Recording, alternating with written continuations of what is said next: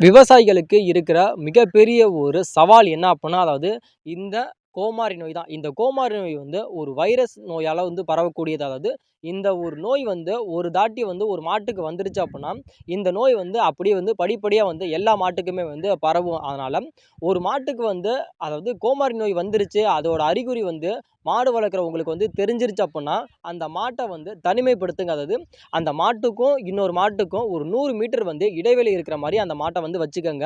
அதாவது கோமாரி நோய் வந்து ஒரு மாட்டுக்கு வந்துருச்சு அப்புட்னா, அந்த மாட்ட வந்து நம்ம வந்து எப்படிலாம் நம்ம பராமரிக்கணும், அந்த நோய விட்டு நம்ம வந்து நம்ம மாட்ட எப்படி குணப்படுத்துறது அப்படிங்கிற மாரி, ஒரு பர்ட்டிகுலர் வீடியோ வந்து நான் ரெடி பண்ணி போட்டுருக்கேன்.